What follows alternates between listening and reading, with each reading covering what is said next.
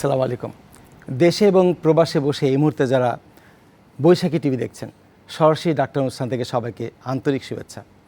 আশা করি ভালো আছেন। আমাদের আজকের প্রসঙ্গ কিডনি রোগের চিকিৎসায় স্টেম সেল। চমৎকার একটা প্রসঙ্গ, নতুন বিষয় আপনারা জানতে পারবেন। আমাদের সাথেই থাকুন, যেহেতু সরাসরি কথা বলছি। পরিচয় করে দিই, আজকে আমাদের সাথে যিনি সম্মানিত আলোচক, আপনাদের বিভিন্ন প্রশ্নের জবাব দেবেন এবং বিষয়টি বিশ্লেষণ করবেন, তিনি বিআরবি হাসপাতালের কিডনি বিভাগের বিভাগীয় প্রধান এবং বিশিষ্ট consultant, chief consultant professor doctor Imran Samad. আসসালামু আলাইকুম। আসসালাম। ভালো আছেন? জি আলহামদুলিল্লাহ, আপনি কেমন আছেন? ভালো আছি। দর্শক, আমরা আজকে চমৎকার একটা প্রশ্নের কথা বলবো, কিডনি রোগের চিকিৎসায় স্টেম সেল। ভাবতে চেষ্টা করুন যে এই নতুন বিষয়ে অনেক কথা বলার আছে, জানবার আছে, প্রশ্ন করবেন। আমরা প্রথমেই জানতে চাই, কিডনি বলতে যে কথা বোঝায়, কিডনির কী কাজ, আমাদের কোথায় আছে দেহের? প্রফেসর ইমরান সামাদ। কিডনি তো আমাদের দেহে কতগুলো অঙ্গ আছে যেগুলো ভাইটাল অর্গান বলা হয় বা অত্যন্ত গুরুত্বপূর্ণ। তবে সবগুলো অঙ্গই প্রয়োজনীয়, তবে কিছু কিছু অঙ্গ আছে যেগুলো না থাকলে হয়তো আমরা বাঁচবো না, আমাদের মৃত্যু হতে পারে। যেমন heart, brain, lungs, liver, kidney, এই পাঁচটাকে ধরনে হয় ভাইটাল। এবং তার মধ্যে সবচেয়ে জটিল যে অঙ্গটা, মানে স্ট্রাকচারালি বা গঠনগত কারণে, সেটা হলো এই কিডনি। ছোট্ট দুটো কিডনি, হাতের মুষ্টির সমান, কিন্তু এই দুটো কিডনি অনেক অনেক গুরুত্বপূর্ণ কাজ করে। এবং আমাদের দেহে যে এই যে রক্ত যেটা প্রবাহিত হচ্ছে, তো সারা দেহের মাত্র 150 ভাগের 1 ভাগের ওজন হলো এই দুইটা কিডনির, অথচ আমাদের দেহের 4 ভাগের 1 ভাগ রক্ত এই কিডনিতে প্রবাহিত হয়। এবং কিডনির কাজ হলো যে প্রতিনিয়ত আমাদের দেহে বিভিন্ন ক্রিয়া বিক্রিয়ার ফলে যে সমস্ত দূষিত পদার্থ, পয়জনাস যে সাবস্টেন্সগুলো তৈরি হচ্ছে, সেগুলো প্রস্রাবের সাথে বের করে দিয়ে আমাদের বিষমুক্ত রাখে। আমরা যে খাবার খাই সেখানে অনেক কিছুই থাকে যেগুলোর আমাদের প্রয়োজন নেই, সেগুলো এই প্রস্রাবের সাথে বের করে দিচ্ছে। অতিরিক্ত পানি খেলে বের করে দিচ্ছে, কম পানি খেলে পানি ধরে রাখছে। আবার আমাদের রক্তচাপ যেভাবে থাকা দরকার ঠিক একজাক্টলি রাখতে হেল্প করছে এই কিডনি। আমাদের রক্তের মধ্যে অসংখ্য ধরনের কেমিক্যাল পদার্থ আছে, যেমন সোডিয়াম, পটাশিয়াম, ক্যালসিয়াম, ম্যাগনেসিয়াম, এরকম অনেক ধরনের ট্রেস এলিমেন্ট। সবগুলোরই একটা সমতা রক্ষা করা দরকার। যেমন সোডিয়াম বেড়ে গেলে বা কমে গেলে তাহলে কিন্তু আমাদের মৃত্যু হতে পারে। কিন্তু এই সবগুলো উপাদানের এই সমতা রক্ষা করছে এই কিডনি। কিডনির থেকে অনেক ধরনের হরমোনও তৈরি হয় এবং প্রোটিন তৈরি হয়, যেগুলো আমাদের দেহের অনেক কাজ করে থাকে। যেমন রক্ত, আমরা লাল রক্তকণিকা দেখি, সেগুলো তৈরির জন্য ইরিথ্রোপয়েটিন দরকার, সেটা কিন্তু এই কিডনি তৈরি করতেছে। আমাদেরকে এই হাড় বা আমাদের যে শরীরে যে অস্থি মজ্জা আছে, এগুলোকে মজবুত রাখার জন্য অ্যাক্টিভ ভিটামিন ডি দরকার, সেটা কিন্তু এই কিডনি সেই অ্যাক্টিভ ভিটামিন ডি তৈরি করে দিচ্ছে। অসংখ্য কাজ করছে আমাদের কিডনি। দর্শককে যেন অপেক্ষা আছেন, কথা বলি। হ্যালো হ্যালো, শুভ সকাল। আপনাকেও শুভেচ্ছা। প্রশ্ন করুন, কি জানতে চান বলুন। অনেক গুরুত্বপূর্ণ একটি অনুষ্ঠান আপনারা করছেন বলেই ফোনটা করছি। আমি ওয়াহিদুর নিউ স্কাটন, ঢাকা থেকে। জি, ডাক্তার সাহেবের কাছে জানতে চাই, সবাই আমরা জানি যে কিডনির সমস্যা হলে প্রচুর পানি খাওয়ার একটা বিধান গ্রামে গঞ্জে চালু আছে এবং অনেক মানুষই দেখি সকালবেলা প্রচুর পানি খায়। এটা কি কিডনি ভালো রাখে কিনা, এই বিষয়টা জানার জন্য। ধন্যবাদ। ভালো অভ্যাস। চমৎকার প্রশ্ন করেছেন। জি ধন্যবাদ আপনাকে। আসলে কিডনি অসুখ হলে বেশি পানি খাবো তা না, আমার যাতে কিডনির সমস্যা না হয় সেজন্য পানি খাওয়া উচিত। এবং সেটা অনেক বেশি ঠিক তাও না, অনেক কম তাও না, সেটা পরিমাণটা যারা আমরা নর্মাল পরিবেশে কাজ করছি তাদের জন্য 2 থেকে 2.5 লিটার যদি প্রতিদিন খায় তাহলে এটা যথেষ্ট। তবে অনেক আছে যারা মিডল ইস্টে যারা কাজ করে, বা যে রিক্সাওয়ালা ভাইরা যারা রোদের মধ্যে কাজ করছে, বা যারা যে কৃষক ভাইরা মাঠে কাজ করছে, প্রচুর ঘাম হয়, অথবা যারা কাজ করে কলকারখানায় যেখানে প্রচুর ঘাম হয়, তাদের আরও বেশি করে পানি খেতে হয়। এবং এর সাথে যাদের বারে বারে প্রস্রাবে ইনফেকশন হচ্ছে এবং যাদের কিডনিতে পাথর হয়, তাদের এমনভাবে পানি খাওয়া উচিত যেন প্রস্রাবের রং ঠিক পানির মতো হয়, হলুদ না হয়। 2 নম্বর হলো যে কমপক্ষে 1 থেকে 1.5 লিটার যেন প্রস্রাব হয়। তো এই পরিমাণ যদি হয় তাহলে কিডনি ভালো থাকবে। তবে কম যদি পানি খায় এবং প্রস্রাবের চাপ হলেও যদি ধরে রাখে তাহলে কিন্তু তাদের একদিকে কিডনিতে পাথর হওয়ার প্রবণতা বাড়ে, দ্বিতীয়ত ইউরিনে যাদের ইনফেকশন এদের ঘন ঘন ইনফেকশন হওয়ার প্রবণতা এগুলো বেড়ে যায়। সেজন্য প্রতিদিনই পানি খাওয়া উচিত এবং সেটা 2 থেকে 3 লিটার। আর যাদের বললাম যে বিশেষ কন্ডিশনগুলো থাকে তাদের বেশি পরিমাণে পানি খেতে হবে এমনভাবে যাতে করে প্রস্রাবের রঙটা পানির মতো থাকে। ধন্যবাদ। দর্শক, আমরা এতক্ষণ আলোচনা শুনছিলাম যে শুধুমাত্র প্রস্রাব তৈরি করে না, আর অনেক কাজ কিডনি করে থাকে। আসুন নানাবিধ অসুখের কথা শুনি। কিডনির কি কি অসুখ হয় আমরা জেনে নিই প্রফেসর এম এস সামাদ আপনার কাছ থেকে। কিডনির অনেক অসুখই হয়, তবে যে সমস্ত রোগগুলো খুব কমন প্রায় যেগুলো নিয়ে আমাদের কাছে আসে, সবচেয়ে বেশি কমন আমরা যেটা দেখি আমাদের কাছে যারা আসে তাদের দীর্ঘস্থায়ী কিডনি রোগ বা সিকেডি যেটা বলে, এবং এই সিকেডি ধাপে ধাপে দেবে এগোতে এগোতে এক সময় কিডনির যখন কার্যকারিতা 15 ভাগের চেয়ে বেশি নষ্ট হয়ে যায় তখন 5th ধাপে বা 5ম ধাপে চলে যায়, এবং সাধারণত 5 ভাগে চলে আসলে আমরা এন্ড স্টেজ রেনাল ফেলিওর বলি। আরেকটা আছে আকস্মিক কিডনি বিকল, তার উল্টো দিকে, যে হঠাৎ করে একটা কিডনি ভালো ছিল কিন্তু বিশেষ কারণে যেমন ডায়রিয়া হলো বা ওষুধের কারণে অথবা প্রচুর রক্তক্ষরণের কারণে অথবা তীব্র সংক্রমণের কারণে অথবা ভেজাল খাদ্যের কারণে অনেক সময় হয়ে থাকে, মানে হঠাৎ করে কিডনির কার্যকারিতা ব্যাহত হয়ে যায়। তো ওগুলো যদি তাৎক্ষণিক চিকিৎসা দেওয়া যেগুলো ভালো হয়ে যায়। তো আর যেগুলো আসে যেমন মুখটুক দেখা যায় অনেকে ফুলে যায়, শরীর ফুলে যায়, শরীরে পানি আসে, প্রস্রাবের পরিমাণ কমে যায়, প্রস্রাব লাল হয়ে আসে, গ্লোমেরুলোনেফ্রাইটিস আমরা বলি, এমন একটা রোগ। এখানে অনেক ধরনের গ্লোমেরুলোনেফ্রাইটিস থাকে। তাছাড়া ডায়াবেটিস জনিত কিডনি রোগ, উচ্চ রক্তচাপ জনিত কিডনি রোগ, যাদের ওজন বেশির কারণেও কিন্তু কিডনি রোগ হয়ে থাকে, সেটা ওবেসিটি রিলেটেড কিডনি রোগ এদের বলা হয়। প্রস্রাবের যদি প্রবাহে কোনো বাধা থাকে সেটাকে বাধাজনিত কিডনি রোগ বলা হয়, পাথরজনিত কিডনি রোগ, কিডনিতে ইনফেকশনজনিত বা প্রদাহজনিত কিডনি রোগ। অনেক সময় ওষুধ, যেমন তীব্র ব্যথার ওষুধ খেয়ে অনেক সময় অ্যান্টিবায়োটিক যেগুলো আছে একটু কিডনির ক্ষতি করতে পারে, সেগুলো যদি ডাক্তারের তত্ত্বাবধান ছাড়া এবং নিয়ম মানে যতটুকু ডোজে খাওয়া উচিত সেইভাবে যদি না খায় তার কারণে অনেকেই কিডনি বিকল নিয়ে আমাদের কাছে আসে। এরকম অনেক ধরনের কিডনি রোগ আছে। ধন্যবাদ। আমরা অনেক তথ্য জানলাম কিডনির কি কি অসুখ হয়, বলতে গেলে অনেক কথা। এর মাঝে দুটো কথা শব্দ শুনেছি, উচ্চ রক্তচাপ থেকে এবং ডায়াবেটিস থেকে। আমরা প্রায়ই আক্রান্ত হয়েছি অনেকে উচ্চ রক্তচাপে, ডায়াবেটিসে। তাদের জন্য একটু ভাবনার বিষয় যে কিডনিকে তাদের রক্ষা করবার জন্য সচেতন থাকতে হবে। সংক্ষেপে জানতে চাই কেন বলা হয় বারবার ডায়াবেটিস এবং উচ্চ রক্তচাপ নিয়ে। উত্তরটা নিয়ে আরেকটা ফোন এসে কথা বলি।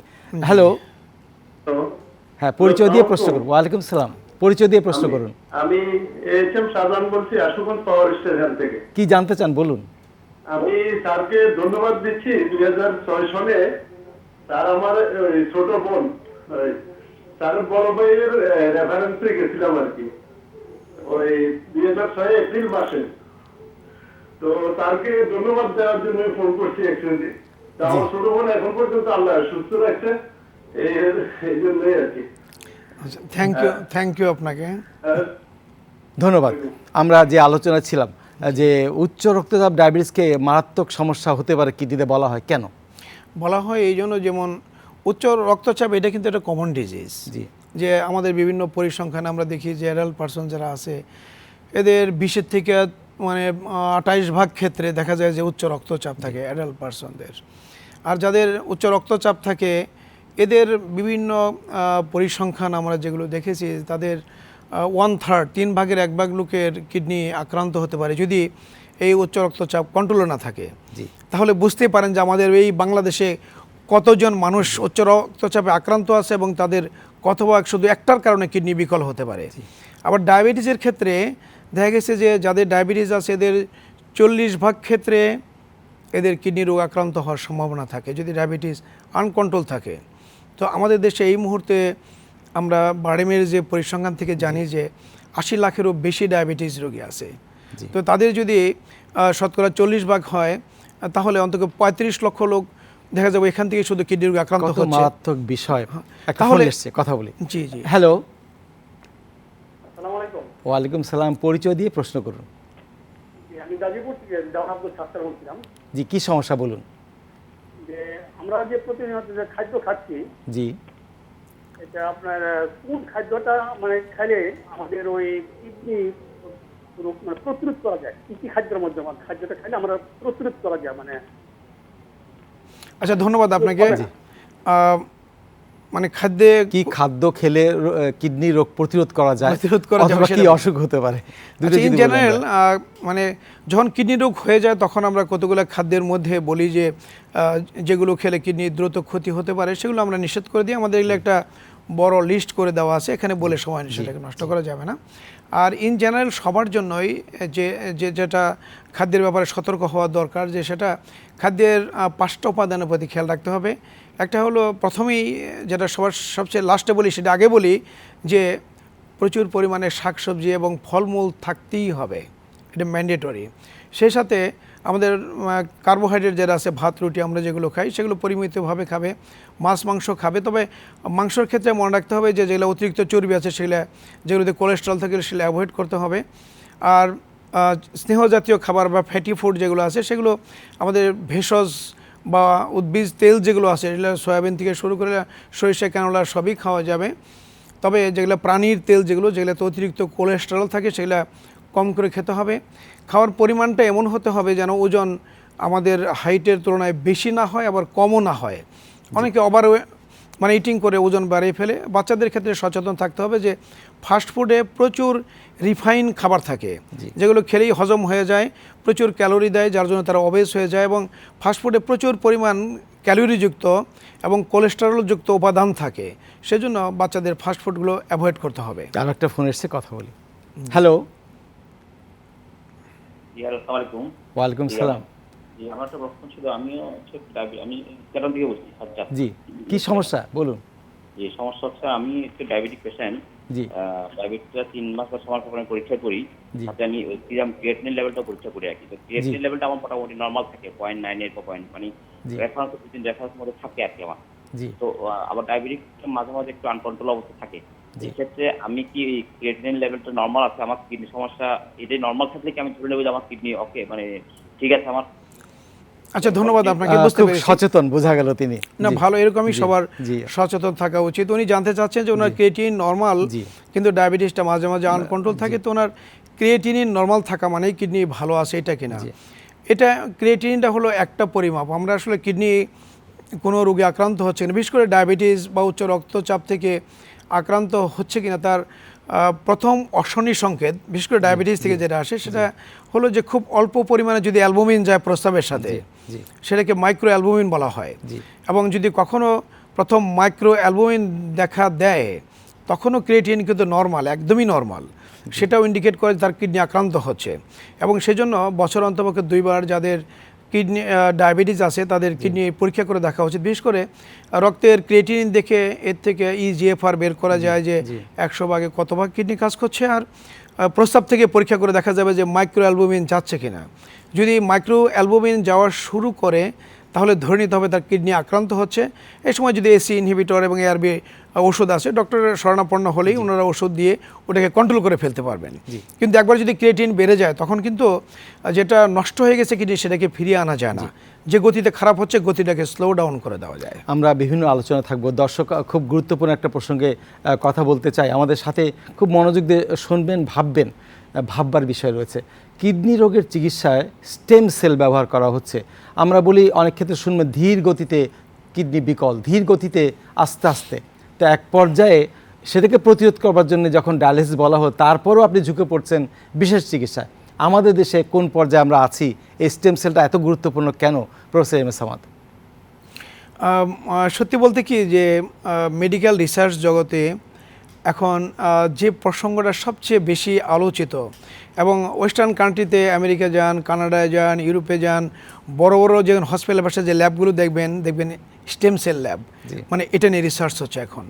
এটা কারণটা হলো যে আমাদের অনেক রোগ আছে যেগুলো ওষুধের যত রকমের ওষুধ দেওয়ার চিকিৎসা করা যায় সব ধরনের চেষ্টা করেও এটার অনেক কিছু সুরাহা করা যায়নি, খুব একটা উন্নতি হয়নি। তো এর মধ্যে যদি আমরা আমি কিডনির কথাই যদি বলি, যেমন যেটা সিকেডি আমি বলছিলাম, যেটা দীর্ঘস্থায়ী কিডনি রোগ বা ক্রনিক কিডনি ডিজিজ, এটা কিন্তু মানে ধাপে ধাপে কিডনির ক্ষতি হতে থাকে। তবে এটা বোঝার জন্য আরেকটু জানা দরকার যে আমাদের যদি আমরা পুরো কিডনিটাকে চিন্তা করি, এটা কী দিয়ে তৈরি, দেখা যাবে এর মধ্যে এটাকে বলা হয় মানে ছাকনি আছে, যেটা গ্লোমারুলাস বলা হয়, সেখান থেকে একটা টিউব আছে, টিউবটা ভাজে ধাপে চলে যেতে থাকে, সেখান থেকে অনেকগুলো টিউব মিলে তারপরে এটা চলে যাচ্ছে একদম কিডনির পেলভিসে। তো এটা একটা পার্ট। আরেকটা হলো যে রক্তনালী থাকে, আরেকটা হলো সাপোর্টিং টিস্যু থাকে। তো এই যে আরেকটা থাকে নার্ভ, এই যে বিভিন্ন কম্পোনেন্ট।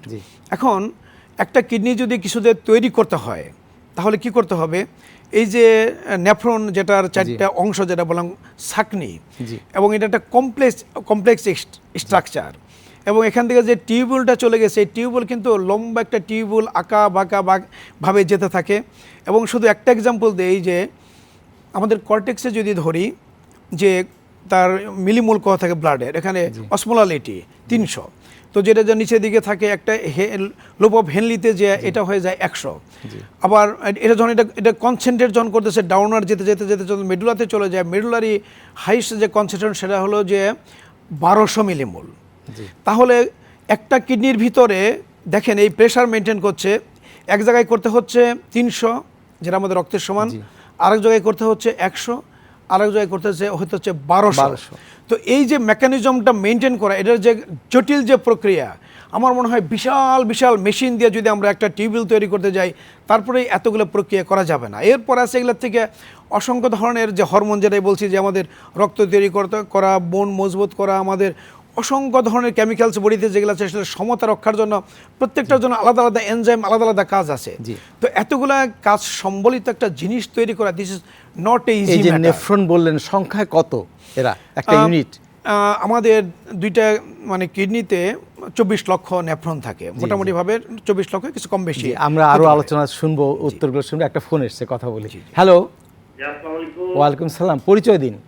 মানিকগঞ্জ থেকে জহির বলছিলাম। জি, কি সমস্যা বলুন। আমি 98 সাল থেকে আমার হাই প্রেসার। আচ্ছা, আমি কোনো ওষুধপত্র খাই না। আপনার এখন বয়স কত? আমার বয়স 40। আচ্ছা, আর কি সমস্যা আছে হাই প্রেসার ছাড়া? আর কোনো সমস্যা নাই। এখন কি সমস্যা আপনার? চুল উঠে গেছে। এখন সমস্যা কি?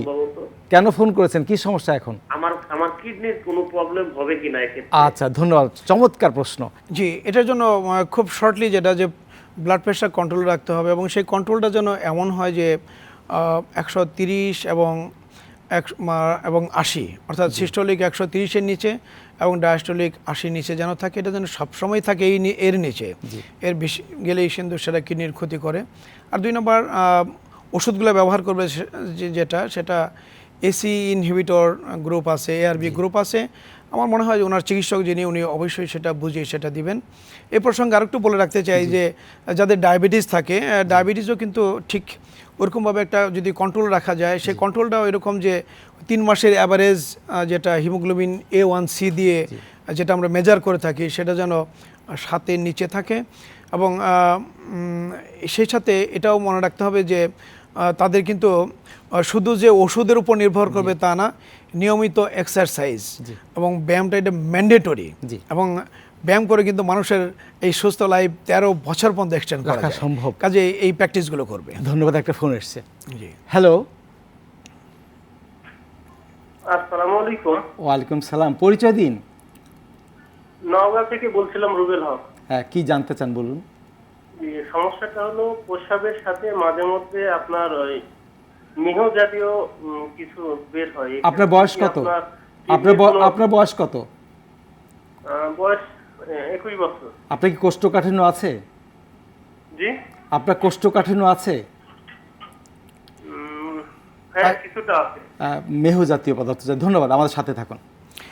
এটা সাধারণত ইয়াং জেনারেশনের রোগ, এটা বলতে গেলে মনের রোগ। কারণ হলো যে প্রোস্টেট যে গ্রন্থিটা আছে সেখানে প্রোস্টেটের কিছু সিক্রেশন থাকে। যদি বিশেষ করে হার্ড স্টুল যদি থাকে এবং যখন ল্যাট্রিনে যায় বা পায়খানা করতে বসে তখন তো স্টুলের পিছন থেকে একটা চাপ পড়ে এবং সেই চাপে একটু সাদা পেঁপের কষের মতো বেরিয়ে আসে। মানে এটা প্রোস্টেটিক সিক্রেশন, এটা কোনো রোগ না, এটা নিয়ে কোনো চিন্তা করতে হবে। চমৎকার তথ্য। একটু বেশি করে পানি খাবেন, শাকসবজি খাবেন, ইনশাআল্লাহ ভালো থাকবে।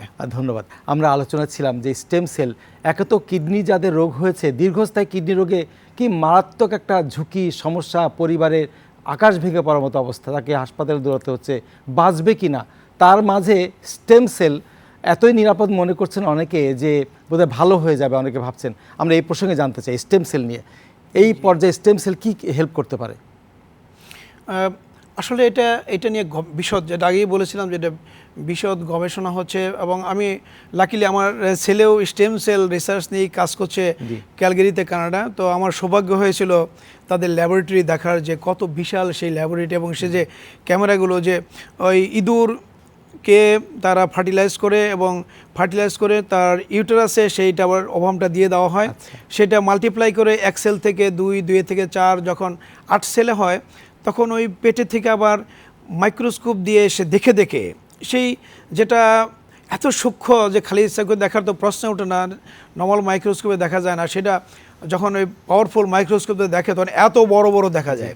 সেগুলোকে বের করে আনতেছে, কালচার করতেছে, সেগুলোকে দেখতেছে যে এখান থেকে একটা এই যে সেলটা বেরিয়ে আসে প্রথমে, অর্থাৎ মায়ের পেটে একটা পুরুষ এবং স্ত্রীর যে ডিম্ব এবং পুরুষের যে স্পার্ম দুটো মিলে প্রথম যে ফার্টিলাইজ হয়ে যে একটা কোষ হলো, সেইটাই হলো যে অ্যাকচুয়ালি স্টেম সেল। এর থেকে 2, 2 থেকে 4টা, 4টা থেকে 8টা, 10টা, কিন্তু তখনও কোনো অঙ্গ হয়নি।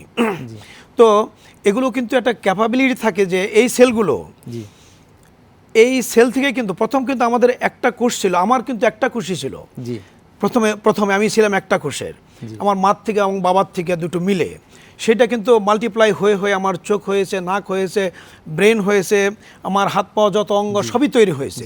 তো এই যে একটার থেকে কোষ থেকে বিভিন্ন ধরনের কোষ হয়ে সেগুলোতে একটা অঙ্গ তৈরি করতে পারে, সেই প্রাথমিক কোষটার নামই হলো স্টেম সেল। এবং এটাকে যদি এখন রিসার্চ হচ্ছে যে কি দিয়ে যদি এটাকে আঘাত করি বা টাচ করি বা সেন্সিটাইজ করি, তাহলে এমন কিছু তৈরি হবে যে সেটা পরিবর্তন হয়ে যে আছে, আস্তে আস্তে বদলে বদলে গিয়ে একটা কিডনি তৈরি করে ফেলবে। কি দিয়ে আঘাত করলে এটা একটা হার্ট হয়ে যাবে, কি দিয়ে এটাকে টাচ করলে এটা চোখ হয়ে যাবে, আমার যে অঙ্গটা দরকার সেটা তৈরি হয়ে যাবে। সেটা নিয়ে রিসার্চ হচ্ছে, চমৎকার প্রসঙ্গ। এবং সেই রিসার্চগুলো এতটাই ভার্সেটাইল, এবং একটা কোষের যে সমস্ত পদার্থগুলো সিক্রেট হয় এবং জেলা জেলা দেয়া এলাকে বিভিন্নভাবে স্টিমুলেট করার চেষ্টা করা হচ্ছে, সেগুলা অসংখ্য ধরনের, এগুলা বলে শেষ করা যাবে না। এবং এটা গবেষণা হচ্ছে, এবং গবেষণা এটুকু এগিয়ে গিয়েছে যে এই যে স্টেম সেল সেটা নিয়ে কালেক্ট করে বাইরে নিয়ে সেটাকে কালচার করা হচ্ছে মিডিয়াকে কালচার করে সেটার সংখ্যা একটার থেকে অসংখ্য সংখ্যা বানানো হচ্ছে, সেটাকে আবার ইনজেক্ট করে দেখা হচ্ছে যে কিডনির ঠিক সরাসরি এই যে নালীটা আছে, রক্তনালী, সেখানে পুশ করে দিয়ে যে আছে কিডনির ভিতরে দিয়ে দিলাম, একটা কিডনি তো ফেল হয়ে যাচ্ছে, তাহলে দেখি তো কিডনিটা আবার এটাকে রিজেনারেট করতে পারে কিনা, তৈরি করতে পারে কিনা। তো দেখা গেছে যে এই সেলগুলো যে থোকা কিছু কিছু যে কিডনির যে চারিদিকে আবরণ আছে, ক্যাপসুল বলা হয়, কিছু ক্যাপসুলের নিচে যে জমা হচ্ছে, কিছু যে দেখা গেছে যে টিউবওয়েলের মধ্যে কোথাও যে কাছে যে টিউবওয়েলের ভিতরে ঢুকতে পারেনি, বাইরে যে হয়তো একটা থোকা জমে আছে। তো এই যে একটু অশনি, এটা সংকেত, একটা শুভ সংকেত, এটা অশনি নয়, একটা শুভ সংকেত যে একটা কোষ দিলাম সেটা একটা দলা বাঁধতেছে, এটা দিয়ে একটা অনুমান করা যায় যে আজ না হোক, আজ থেকে 50 বছর পরে হলেও হয়তো একটা কিছু তৈরি করা যেতে পারে। এই রিসার্চটা আরও শুনবো, একটা ফোনে যাই, কে যেন অপেক্ষা আছেন, কথা বলি। হ্যালো, আসসালামু আলাইকুম। ওয়ালাইকুম সালাম, পরিচয় দিয়ে প্রশ্ন করুন। আমি বগুড়া থেকে বলছিলাম, আতর হোসেন। হ্যাঁ, কি সমস্যা বলুন। আমার কোমরে প্রচন্ড ব্যথা ছিল, এর কারণে আমি কিডনি পরীক্ষা করেছিলাম। জি, কিডনি 1.2। জি, তো কোমরের ব্যথা কি কারণে? এটা কিডনির কারণে? ধন্যবাদ, আমরা বুঝতে পেরেছি, আমাদের সময় কম, আর দ্রুত জবাবে যাচ্ছে। কোমর ব্যথা মানে কিডনি রোগ ভাবছেন না, কোমর ব্যথা মানেই কিডনি রোগ নয়। কোমর ব্যথা যাদের হয় এদের 90 ভাগের ক্ষেত্রেই দেখা যায় যে কোমরের যে স্পাইন আছে, স্পাইন অথবা পিঠে মানে অ্যাটাচ পিছনের দিকে আমাদের অনেকগুলো অঙ্গ আছে, সে সমস্ত কারণেও হতে পারে। তো সাধারণত 10 ভাগ ক্ষেত্রে বা তার চেয়েও কম ক্ষেত্রে কিডনি কারণ হয়ে থাকে। তবে একটা জিনিস মনে রাখতে হবে যে কিডনির যদি কোনো অসুখ হয় এবং সেটার কারণে যদি ব্যথা হয় এবং সেটা যদি নির্ণয় না করা হয়, তাহলে একটা মানে অনেক খারাপ পরিণতি হতে পারে। সেজন্য ব্যথা হলে ব্যথাটা কি কোমর থেকেই মানে স্পাইন থেকে হচ্ছে নাকি কিডনির থেকে হচ্ছে, সেটা কয়েকটা পরীক্ষা করে দেখা যেতে পারে, যেমন একটা আল্ট্রাসোনোগ্রাম করে, ইউরিন টেস্ট করে, ক্রিয়েটিন করে। জি, আপনি কিডনি রোগ বিশেষজ্ঞ, বিআরবি হাসপাতালে কিডনি রোগ বিভাগের প্রধান এবং চিফ কনসালটেন্ট। জানতে চাই, কিডনি রোগের কোন ক্ষেত্রে, কোন রিসার্চে আমাদের দেশে আমরা স্টেম সেল ব্যবহার করতে পারি? সেটা এখনও আমাদের স্বপ্নের রাজ্যে রয়ে গেছে, আসলে বাস্তবতা এখনও আসেনি। এখনও স্টেম সেল ব্যবহার করে কিডনি ভালো করা যাবে, এটা আমাদের স্বপ্নের মতোই আছে। আমরা এটা কল্পনা করছি, আমরা ভাবছি, আমরা রিসার্চ দিচ্ছি, আমরা পড়াশোনা করতেছি, আমরা বাইরে দেখে দেখে আরও এগুলোর সাথে ইনভলভ হয়ে আমাদের দেশে এই ধরনের রিসার্চ যাতে করা যায় সেগুলো করার জন্য আমরা সরকারকে অনুরোধ করছি। তাহলে হয়তো সুদূর ভবিষ্যতে আমরা একদিন দেখতে পাবো যে হয়তো যে এই স্টেম সেল দিয়ে আমাদের কিডনি আবার তৈরি হচ্ছে। তবে এটার জটিলতা আছে, জটিলতা বলছিলাম আগেই যে স্ট্রাকচারে, এমন স্ট্রাকচার যে একটা টিউবওয়েল তৈরি করার জন্য একটা টিউবওয়েলের যে কাজ, যেখানে এক জায়গায় তার প্রেশার থাকবে 300, আরেক জায়গায় থাকবে হলো 100, আরেক জায়গায় থাকবে হলো 1200 এবং এভাবে সে মেনটেন করছে আমাদের সমস্ত শরীরের ব্যালেন্স এবং সেই পর্যায়ে নেওয়া, এটা অনেক অনেক জটিল ব্যাপার এটা। তবে হ্যাঁ, সবচেয়ে প্রথম যে জিনিসটা তৈরি করতে পারবে সেটা হলো ইনসুলিন তৈরি করার জন্য কয়েকটা কোষ, একটা দলা, কয়েকটা কোষ তৈরি করে জেলে ইনসুলিন তৈরি করে যদি আমরা চামড়া নিচে দেওয়া যায় তাহলেই কিন্তু আমাদের ইনসুলিন তৈরি হয়ে যাবে। তবে হ্যাঁ, তৈরি করা যায়, ইনসুলিন তৈরি করছে, কিন্তু কখন সেটা তৈরি করবে, কখন আমার দরকার, সেই দরকার অনুযায়ী যেন সে ইনসুলিন আমাদের রক্তে দিতে পারে, সেই ব্যালেন্সটা করার জন্য সমস্ত বিশ্ব হিমশিম খাচ্ছে যে সেই ব্যালেন্সটা কীভাবে রক্ষা করা যায়, যে শুধু প্রয়োজনে যেন ইনসুলিনটা সিক্রেট হয়। কাজেই এই ছোট্ট একটা জিনিস করতে যেখানে হিমশিম, কাজেই আমাদের মনে হয় স্টেম সেল নিয়ে অত উল্লসিত হওয়া যাবে। যারা দীর্ঘস্থায়ী কিডনি রোগে ভুগছেন তারা অনেকে ভাবছেন যে সব চিকিৎসা বাদ দিয়ে স্টেম সেল চিকিৎসা করলে বোধহয় মুক্তি। আপনার মন্তব্য কি? এটা একেবারেই একটা ভ্রান্ত স্বপ্ন, এখনো একেবারে ভ্রান্ত স্বপ্ন। এটা অনেক সুদূর প্রয়াসে এটা হতে পারে, অনেকে হয়তো চিকিৎসা বন্ধ করা যাবে না। অনেক জায়গায় আছে যে যেমন অ্যাকুইট কিডনি ফেলিওর, আমাদের তো অনেক রোগী আসে যে 2400 মানে ক্রিয়েটিনিন নিয়ে আসছে, কিন্তু ডায়ালাইসিস দিয়ে দিচ্ছি আমরা প্রথমে, কিন্তু কিছুদিন পর আস্তে আস্তে কিডনি রিজেনারেট হয়ে আপনি রিজেনারেট হয়ে আবার ভালো হয়ে গেছে। কারণ অ্যাকুইট ফেলিওর হলে আগেই বলেছিলাম যে এটা কিন্তু আবার ভালো হয়ে যায়। তো ভালো হয়ে গেল, এখন ধরেন একজনের ক্রনিক কিডনি রোগ আছে, তার ক্রনিকের উপরে হয়তো কোনো জ্বর হলো বা প্রেশার সাডেনলি বেড়ে গেলো অথবা সুগার সাডেনলি বেড়ে গেলো বা কমে গেলো, যে কোনো কারণে হোক হঠাৎ করে ক্রনিকের মধ্যে আবার অ্যাকুইট এপিসোড হলো, হয় ছিল ক্রিয়েটিনিন হয়তো ছিল 300 হয়ে গেল 700। তো তারে কেউ মনে করলো যে এবার আমি একটা হোমিও দেই, কেউ মনে করলো আমি স্টেম দেই, কেউ দিল হার্বাল, কেউ দিল ঝাড়াফুঁক। তো ঝাড়ফুঁক দেখ, হোমিও দেখ, হার্বাল দেখ, ওইটা কিন্তু আবার যে কারণে হয়েছে সেটা কন্ট্রোল হয়ে গেলে আপনি আগের বেসলাইনে চলে আসবে। এখন এখানে হোমিও বলবো আমি ভালো করে ফেলছি, আর ঝাড়ফুঁকে বলবো, কবিরাজে বলবো যে আমি ভালো করে ফেলছি। একটা ভিন্ন প্রসঙ্গে আসি, আপনি তো চেয়ারম্যান ক্যাম্প, একটা প্রতিষ্ঠান কিডনি রোগের চিকিৎসার ব্যাপারে, এটা কতদূর এগিয়েছেন আপনারা? অ্যাকচুয়ালি ক্যাম্পস মানে kidney awareness monitoring prevention society, আমরা কিডনি রোগ সম্পর্কে মানুষকে সচেতন করার জন্য আমাদের মূল কাজ।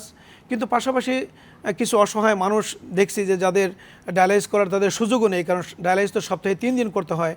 যেমন টাঙ্গাইল থেকে ঢাকায় এসে করতো, টাঙ্গাইলে আমরা একটা ডায়ালাইসিস সেন্টার করে দিয়েছি। চাঁদপুর থেকেও ঢাকায় আসছে, তাদের 14 ঘন্টার সময় আসতে যাওয়া ডায়ালাইসিস করতে যেত, ওদের চাঁদপুরে করে দিয়েছি।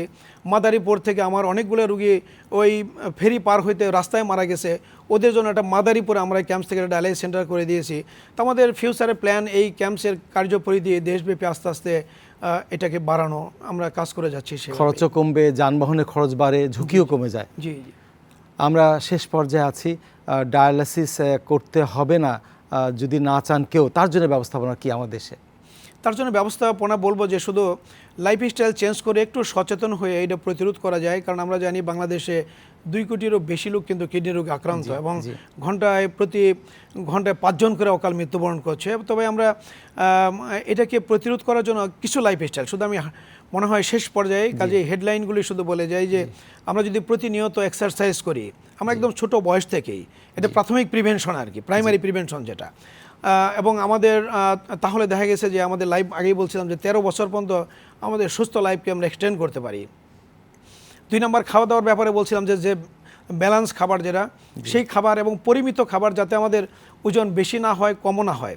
এবং ওজন যদি আমরা ঠিক নর্মালে রাখতে পারি এবং যদি নিয়মিত ব্যায়াম করি, তাহলে ডায়াবেটিস, উচ্চ রক্তচাপ, heart disease, brain stroke, kidney disease এবং কোলেস্টেরলজনিত যত রকমের রোগ আছে সব কিন্তু আমরা প্রতিরোধ করতে পারি। আজকে এগোতেই পারছি না, আমরা কিডনি রোগের চিকিৎসার নানান এবং নতুন তথ্য আপনার মাধ্যমে জানতে পেলাম।